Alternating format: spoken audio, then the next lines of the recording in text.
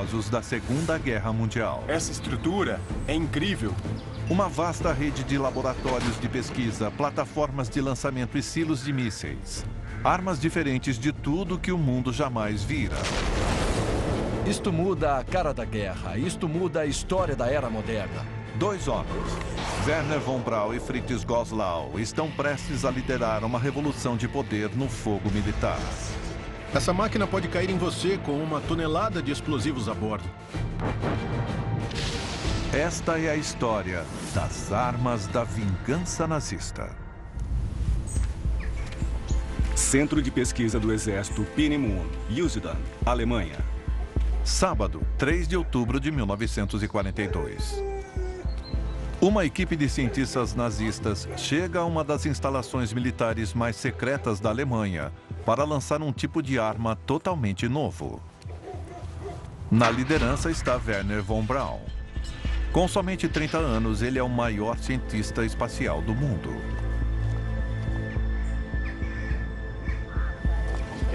Von Braun vai testar o V2, o primeiro míssil guiado de longo alcance do mundo. Se funcionar, a arma pode decidir o resultado da Segunda Guerra.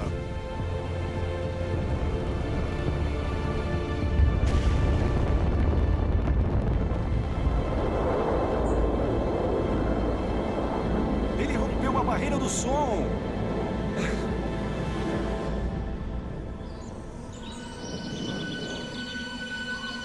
Anos atrás, isto era totalmente diferente. O cientista espacial e especialista em V2, Olaf Przybyłski, está no mesmíssimo lugar onde o lançamento de teste ocorreu, há mais de 70 anos. Temos de imaginar que as árvores não estavam aqui. Era tudo nivelado, parcialmente pavimentado.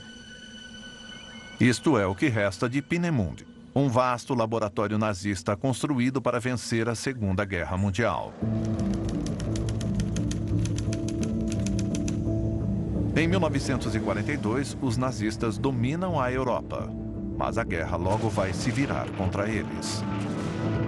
Estados Unidos, Inglaterra e Rússia estão revidando e Hitler pôs suas esperanças em foguetes para obrigar a Inglaterra a se submeter. Na mente de Hitler, isto é terror, é para assustar a população. Ele acha que pode amedrontar a Inglaterra o suficiente para tirá-la da guerra. Campo de provas de Kummersdorf, Brandemburgo, Alemanha. A história começa décadas antes.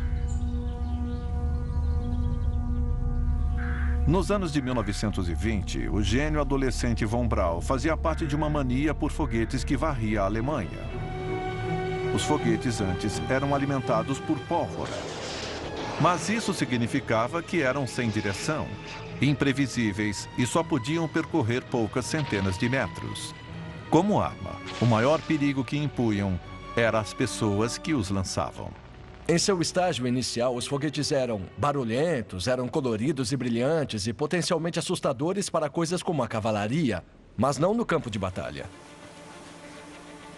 No início da década de 30, von Braun começou a trabalhar com uma tecnologia nova: foguetes com combustível líquido.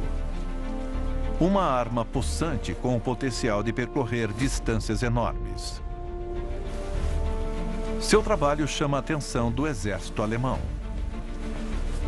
Eles pedem para von Braun demonstrar seu último protótipo.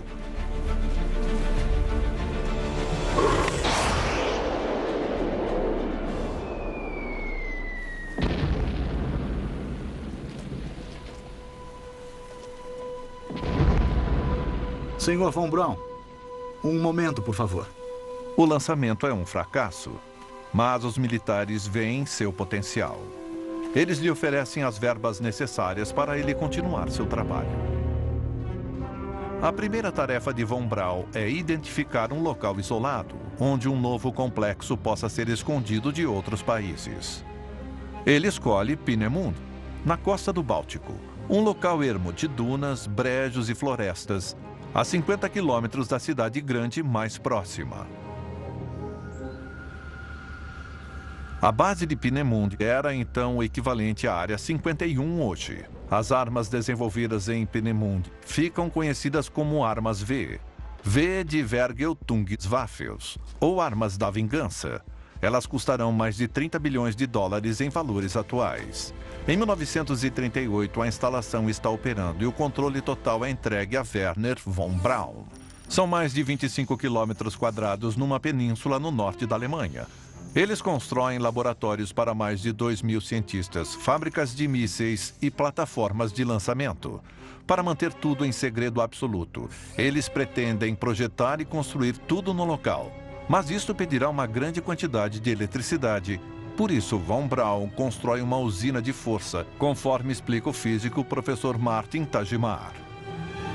Foi uma das maiores usinas de força construídas no final dos anos 30, só para suprir um centro de pesquisas. 30 megawatts de força e a maior parte era usada para fazer um propulsor de foguete, oxigênio líquido, que dá possibilidades ilimitadas. –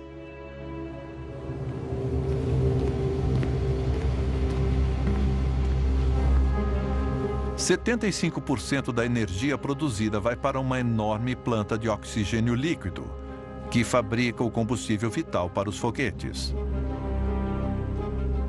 Do tamanho de um campo de futebol, a fábrica de oxigênio líquido produz 13 mil quilos de combustível por dia. O suficiente para 3 foguetes V2. Esse lugar foi definitivamente inovador em termos de instalação. Inventamos instalações que não existiam antes. O foguete não é a única maravilha científica. Outra é a tecnologia necessária para projetá-lo. O túnel de vento do local é o primeiro do mundo que pode simular a incrível velocidade de um míssil. Imagine um túnel de vento supersônico, velocidades Mach 4.4. Não se pensava numa coisa dessas antes. Enquanto von Braun constrói Peenemünde, em Berlim, outro engenheiro obcecado está trabalhando. Verão de 1939. Adolf Hitler está no poder há 6 anos e está decidido a expandir o Terceiro Reich. Um imenso programa de rearmamento está em execução. Parte do plano de Hitler é uma revolução na tecnologia militar. Ele dá carta branca às suas forças para desenvolverem armas inovadoras. Fábrica Argos, Berlim, 1939. A Luftwaffe apela para o trabalho pioneiro de um homem. O excêntrico engenheiro Fritz Goslau. Ele está trabalhando no revolucionário conceito de aviões não tripulados. Isso foi um grande sucesso. Sua aeronave por controle remoto fornece à Luftwaffe uma engenhosa ferramenta de treinamento. O plano é usar esse drone no treinamento de atiradores de baterias antiaéreas. Eles podem abatê-lo sem risco para a vida humana. Uma ideia adiante de seu tempo. Em 1939, Fritz Goslau está trabalhando no que hoje chamaríamos de VANT, Veículo Aéreo Não Tripulado. É um drone sem piloto. Uma ideia incrivelmente avançada. O status da Alemanha na engenharia mundial é absolutamente uma usina de força e particularmente em termos aeronáuticos. Então há um ambiente, uma atmosfera ali na qual ideias meio malucas são totalmente encorajadas. O momento não poderia ser melhor.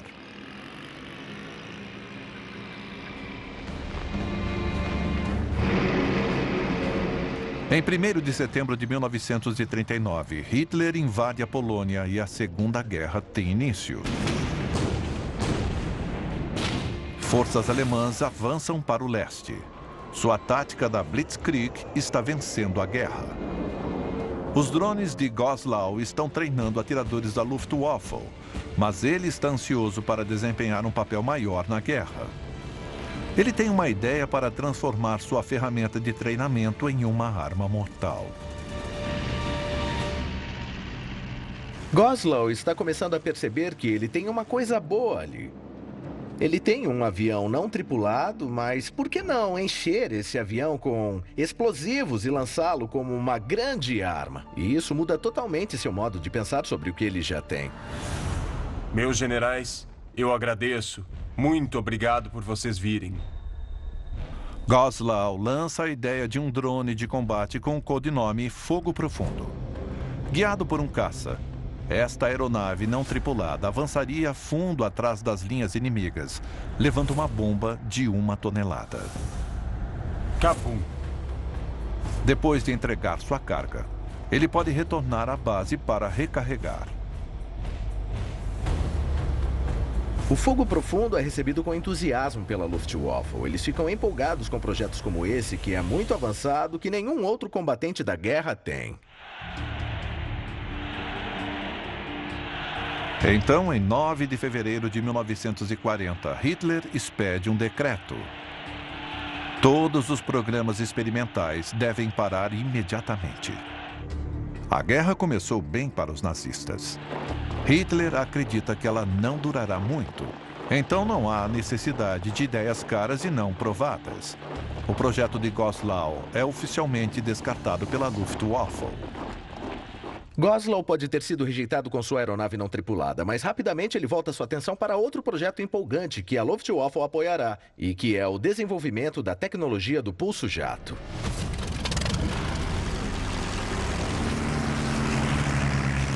Os aviões são vitais para a máquina de guerra nazista, mas seus motores a pistão são caros e demoram para serem construídos. Eles pedem a Goslau uma alternativa barata e rápida. Em seu radar está o pulso-jato.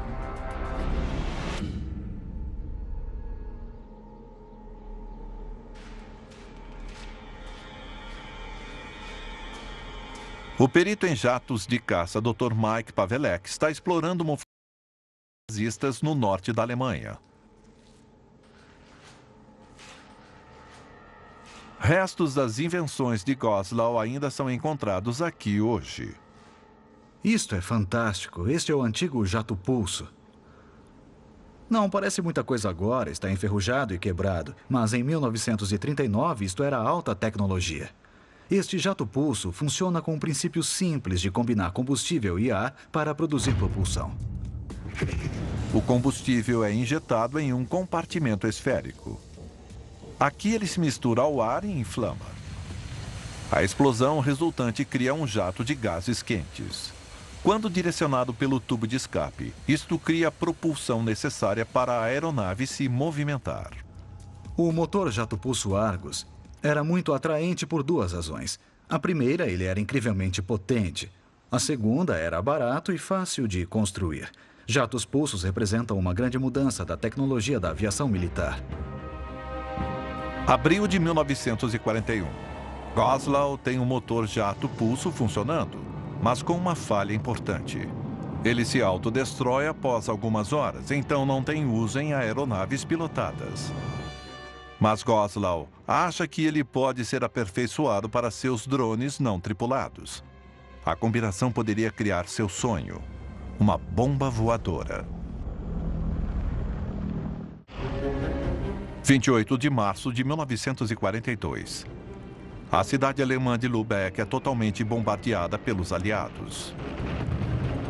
É a primeira cidade na Alemanha a enfrentar a força total da RAF, que mira especificamente áreas civis. Mais de 1000 alemães são feridos e mortos. O bombardeio de Lübeck, uma antiga cidade alemã que tem seu coração destruído, é um choque para Hitler e para o alto comando alemão. Hitler se enfurece e exige uma reação imediata. Hitler ordena ataques de retaliação na Inglaterra. Mas após uma série de vitórias, a Luftwaffe não tem os bombardeiros para dar ao Führer a vingança que ele exige. A Luftwaffe se indaga o que pode fazer, porque eles simplesmente não têm os bombardeiros. Mas, na verdade, a resposta está bem debaixo do nariz deles. E, é claro, é a bomba voadora não tripulada. Em 19 de junho, a arma de Goslau recebe alta prioridade da Luftwaffe. Eles ordenam a construção de um protótipo secreto. A bomba voadora do terror está prestes a se tornar uma realidade. Ela se chamará V1.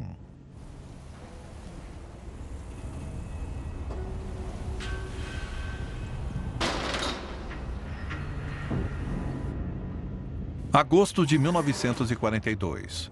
O teste do míssil V1 é oficialmente realocado para Peenemünde West. O culto dos aliados é o lugar perfeito para desenvolver o míssil.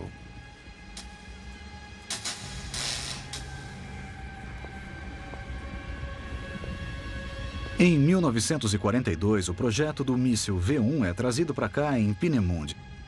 A outra arma de vingança de Hitler, o foguete V2, já está em desenvolvimento. Então há milhares de engenheiros e cientistas já trabalhando aqui, no mais alto segredo. Em Peenemünde, Wernher von Braun continua a avançar com o V2, projetando um míssil voador funcional.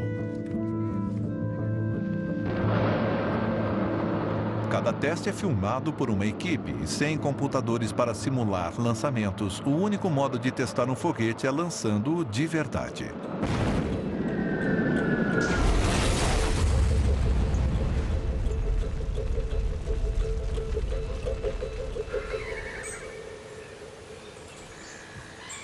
Nós estamos no local mais sagrado de Peenemünde.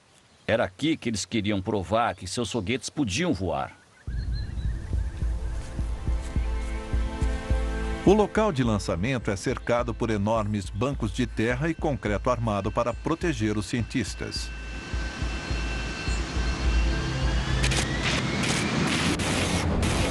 Os foguetes terão de decolar e voar ao longo da costa. Mas os lançamentos frequentemente não dão certo.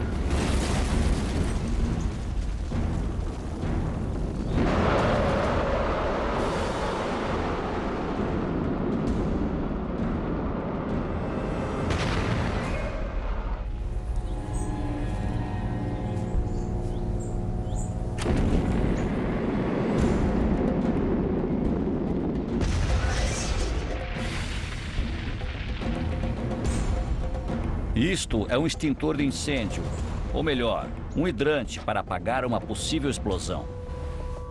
O testador ficava neste bunker. Ele só podia olhar por periscópios, mas havia câmeras remotas rodando para mostrar se a funcionalidade e operacionalidade estavam corretas. Isso aqui é o que resta do posto de chamas para testes estáticos. Bem aqui, dá para perceber a rampa para a trincheira onde os gases eram expelidos. A água era levada totalmente junto. Eu acredito que tinha 10 metros de profundidade e o mesmo na outra direção, bem assim.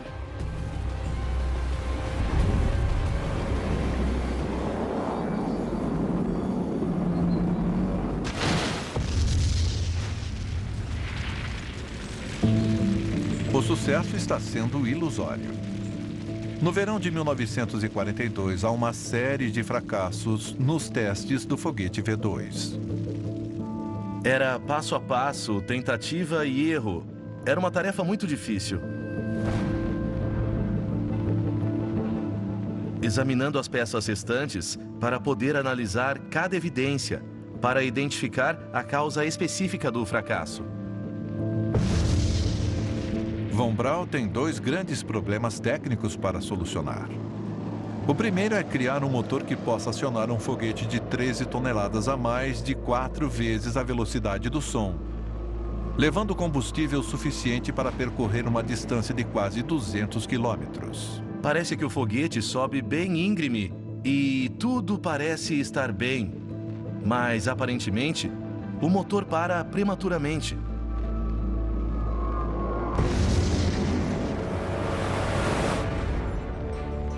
O calor extremo produzido pelo combustível queimando danifica o motor.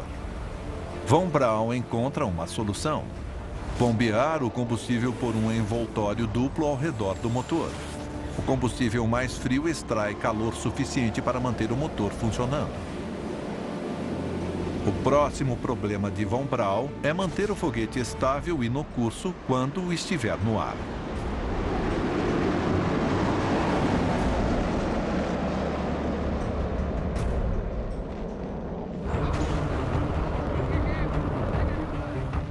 Bom, como se pode ver, primeiro quando o foguete decola, ele parece ok, mas imediatamente você vê como ele começa a rodar e rolar. Então parece haver um problema de orientação e navegação. Ele parte na direção errada.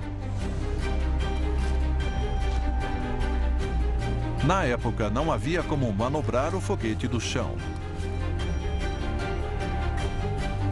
E para manter o V2 no curso, Von Braun faz o foguete manobrar sozinho usando giroscópios e uma série de lemes.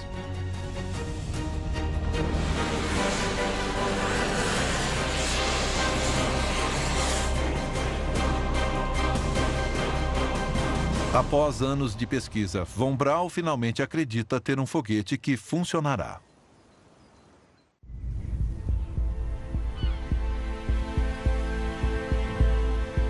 Sábado, 3 de outubro de 1942. Wernher von Braun e seus financiadores do exército aguardam o lançamento do último protótipo de seu míssil.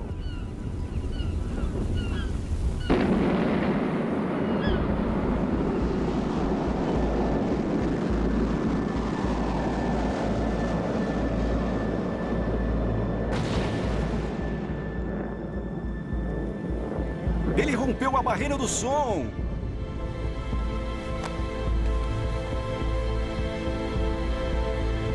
Em completo segredo e com o desconhecimento dos aliados, Wernher von Braun criara o primeiro míssil balístico.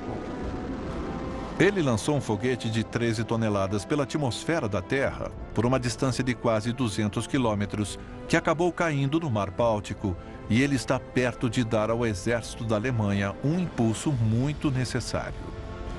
No fim de 42, 43, a guerra não está indo nada bem para Hitler. Sua invasão surpresa da Rússia começou a dar para trás, e ele está despejando tropas, equipamentos e dinheiro na Rússia.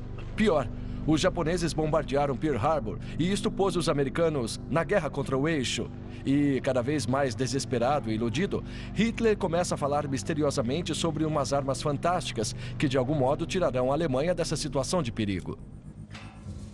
Agosto de 1942. Fritz Goslau continua trabalhando em um V1 protótipo, mas há um problema gritante. Como lançar um míssil sem um piloto? A equipe de Goslau passa a trabalhar em uma rampa para tentar catapultar o míssil no ar. Esta é a plataforma para o sistema de lançamento. Eu acho interessante o metal e o concreto continuarem aqui há 70 anos. Bem aqui era onde começava a rampa. O projeto final usa o pistão impulsionado a vapor. Quando ligado, ele disparará pela rampa. O V1 é ligado diretamente ao pistão. Finalmente, um gerador de vapor montado para produzir uma explosão de gás de alta pressão é colocado na posição. Eles apertavam o botão e o vapor seria gerado. O plugue da catapulta empurraria o V1 até o fim da rampa, na direção do Báltico.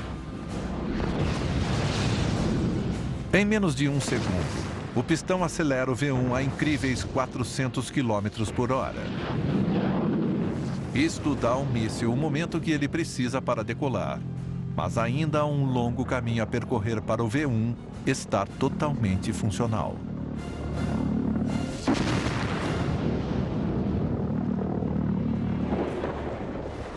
Janeiro de 1943.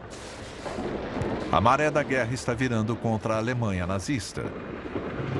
Eles estão perdendo para os aliados no norte da África. E no leste, a invasão da Rússia estacou. Hitler procura um milagre. E o V1 de Goslau pode ser a resposta.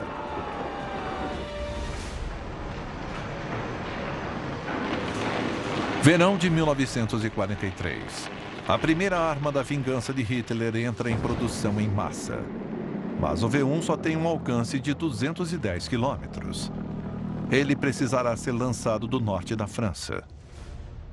Em setembro, começa a construção de 100 locais de lançamento na Normandia e na área perto de Calais.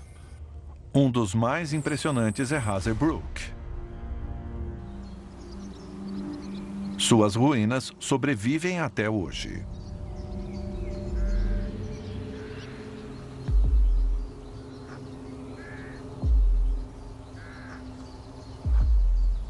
Isto é somente míssil. Este é o objetivo da operação inteira, a rampa de lançamento. E não há engano. É inacreditável.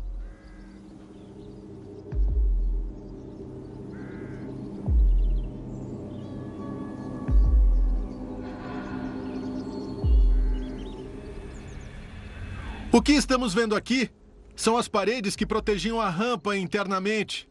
E ela seria uma superestrutura, avançando em nossa direção.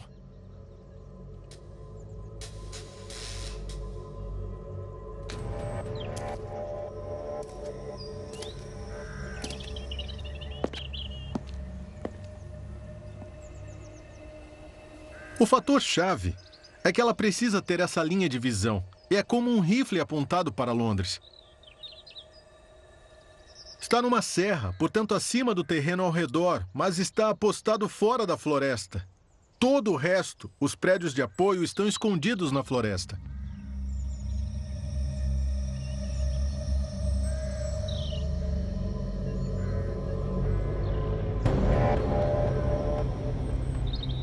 O local de lançamento contém tudo que o regimento do V1 precisa para disparar a arma.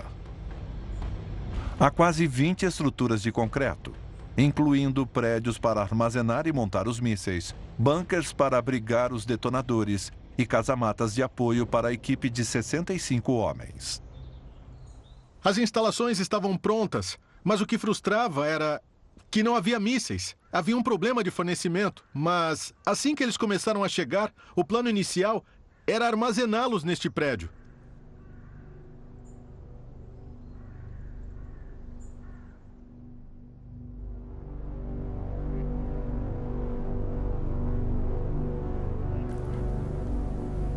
Uau! Este bunker tem 80 metros de comprimento e sua função era guardar os mísseis. Eles estariam aqui de cabo a rabo, 10 deles, de uma ponta a outra, com as asas dobradas antes de serem montados.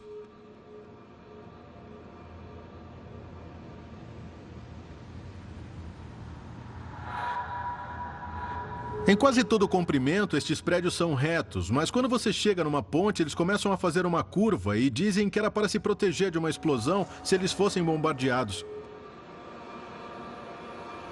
Se você os olhar de cima, eles parecem esquis deitados de lado, por isso ficaram conhecidos como estrutura esqui.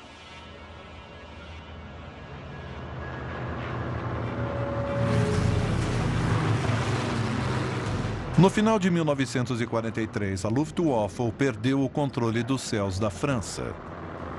Todos os locais de lançamento agora estão vulneráveis ao reconhecimento aéreo aliado. Não demora muito para a RAF avistar os estranhos prédios em forma de esqui. Aviões espiões aliados avistam o estranho prédio que aloja os mísseis V1. Assim que os aliados veem estas estruturas, eles sabem que algo incomum está acontecendo e é potencialmente perigoso. Os inconfundíveis bunkers dos mísseis revelam os locais de lançamento, mas o segredo do programa V1 significa que os aliados não fazem ideia da serventia deles. É preciso uma foto de reconhecimento aéreo para eles fazerem a ligação. O lugar onde estamos e esta fotografia são muito importantes na história do V1, porque foi aqui que os aliados tiraram uma série de fotografias que mostravam o V1 na rampa de lançamento, o que os fez somar 2 mais 2. As rampas de lançamento eram para mísseis V1 voltados para Londres. Os aliados despejam mais de 100 mil toneladas em bombas sobre os locais da arma V nazista.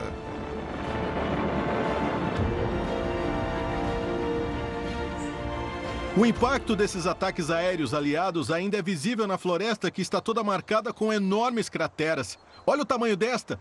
E ela deve ter sido uma bomba de 230 quilos que caiu aqui. Pelo lugar todo há pedaços de concreto onde os prédios foram atingidos pela chuva de bombas. Quase todos os 100 locais de lançamento do V1 são pesadamente bombardeados antes de entrarem em operação.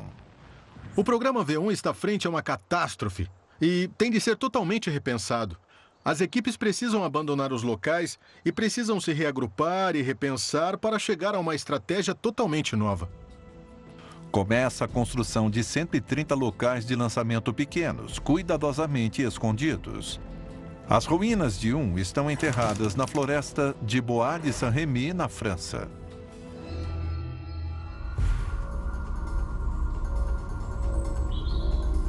Um, dois, três, quatro... Talvez mais ali. Parece que está alinhado na direção certa. Este é o fim da rampa. Estas bases de concreto são o que sobrou da plataforma de lançamento do V1 que existia aqui. Os novos locais consistem de 2 ou 3 estruturas permanentes, altamente camufladas na mata densa. A maior mudança é na rampa de lançamento. O plano é enviá-la em partes pré-fabricadas, que só são montadas no último minuto. Isso faz as chances de os aliados detectarem o local serem mínimas. Temos a rampa essencial, mas é o mais simples possível, erguida rapidamente dias antes de um lançamento.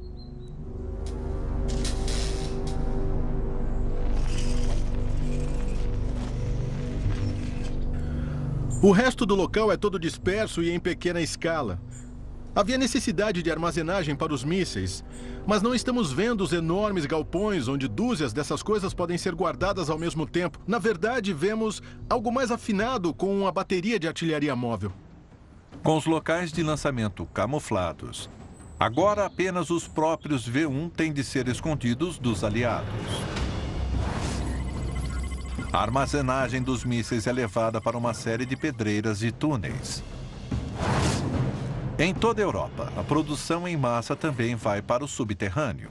No leste da França, os nazistas convertem uma mina de ferro em uma planta ultra-secreta de construção do V1 em Tirseland.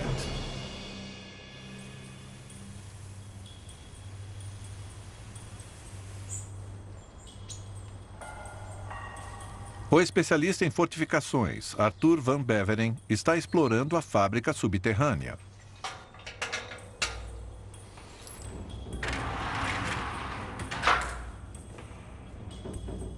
Nossa, olha este lugar. Enorme. Tem espaço para caber trens, fiação antiga nas paredes, imensas portas de aço que levam para o túnel. A mina original tinha 200 mil metros quadrados e os alemães usaram 60 mil para sua fábrica do V1. Dá para ver aqui este incrível túnel largo que leva direto para a montanha, tem uns 7 metros de altura e foi alargado pelos alemães para dar espaço para trens, caminhões e a própria arma V. Antes de poder iniciar a produção do V1, os estreitos poços da mina têm de ser alargados e fortalecidos. O trabalho é executado por prisioneiros.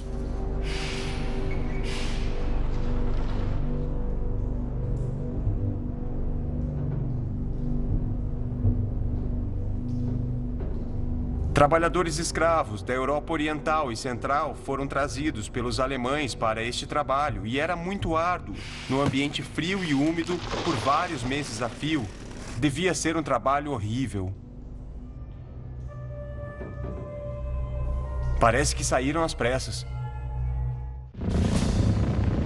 Quando o combustível corta o motor, o míssil V1 cai num silêncio assustador. Era quando o motor era cortado que você sabia que o perigo tinha chegado, porque essa máquina está a ponto de cair do céu e pode cair em você com 1 tonelada de explosivos a bordo.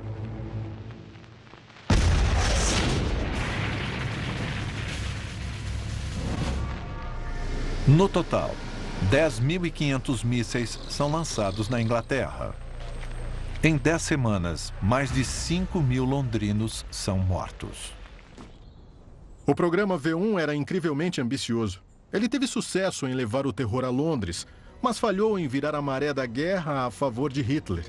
Quando os primeiros mísseis estão sendo disparados, os aliados já desembarcaram na França. Mas aí já era tarde demais. Mas talvez não seja tarde para o V2. Após 11 anos de desenvolvimento, o primeiro foguete V2 ataca Londres em 8 de setembro de 1944. 3 meses após a invasão do dia D, a arma da vingança máxima de Hitler é finalmente usada.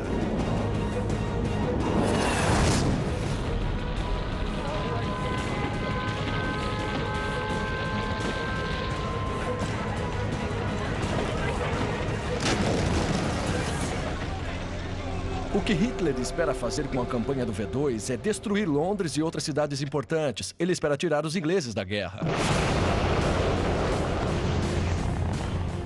Em 6 meses, mais de 3.000 foguetes são lançados contra Londres, o sul da Inglaterra e a Bélgica. Se você for um civil no chão, tem este foguete em velocidade supersônica que você não ouve e que foi lançado poucos minutos antes. Não existe modo algum de você ser alertado onde se esconder. É um evento altamente perigoso.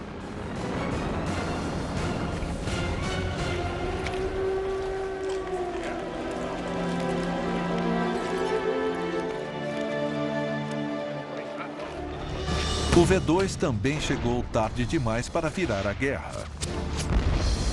Em 1945, os aliados estão avançando sobre a Alemanha, empurrando os locais móveis de lançamento para fora do alcance das cidades aliadas. O último V2 a atingir Londres explode em 27 de março de 1945.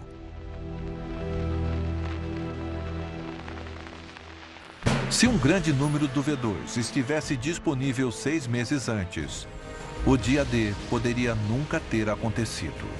Mas a enormidade e o custo do projeto significaram que ele chegou tarde demais para salvar a Alemanha e podem até ter ajudado a derrotá-la. No total, pouco mais de 3.000 foguetes V2 foram disparados, matando mais de 5.000 pessoas, a um custo de 6 bilhões e meio de dólares em valores atuais. Cada V2, em média, mata algo como 2 ou 3 pessoas. Mas cada arma também custa dezenas de milhões de dólares para ser feita. O dinheiro gasto no foguete poderia ter sido usado para construir milhares de aviões bombardeiros. Em termos de custo, é uma maneira ineficiente de tentar tirar o inimigo da guerra. Em 2 de maio de 1945, Von Braun se rende a forças americanas na Bavária. Os Estados Unidos agora tinham o cérebro do programa do foguete sob custódia. 5 dias depois, a guerra na Europa está terminada. Mas a carreira de Von Braun como cientista espacial apenas começara. Von Braun e 600 outros cientistas alemães e suas famílias são embarcados para a América, juntamente com 100 foguetes V2 completos. Com os americanos, ele tinha a possibilidade de continuar sua pesquisa na direção que ele sempre quis ir, que era voltada para as viagens espaciais. Von Braun foi homenageado pelo presidente Kennedy e finalmente conquistou a ambição de sua vida, quando seu foguete Saturno V pôs Neil Armstrong na Lua. E decolou. Já foi. Apollo 11 decolou. A NASA deu a ele sua medalha por distinção em serviço em 1969. Seu V2 pode não ter ganhado a guerra, mas acabou conquistando o espaço e mudou o curso da história humana. É um pequeno passo para o homem. Um salto gigantesco para a humanidade.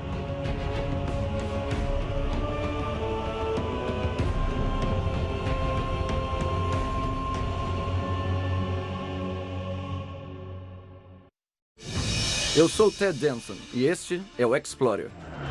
Mais de 450 milhões de pessoas no mundo sofrem de doenças mentais. Mas as regras de assistência à saúde mental estão sendo reescritas.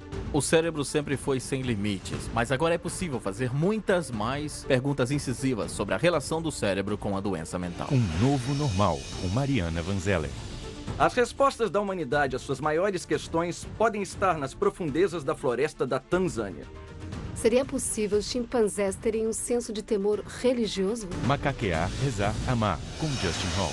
Converso com a ex-agente da CIA, Amaryllis Fox. Sabe, são os agentes da inteligência que, na realidade, têm uma visão não oficial do que acontece.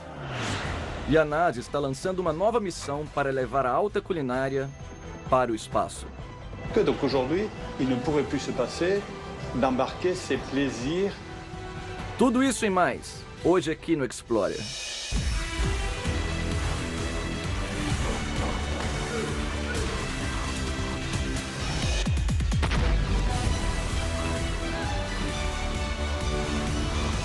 Explorer. Eu sou o Ted Danson e apresento o Explorer de hoje. Nós temos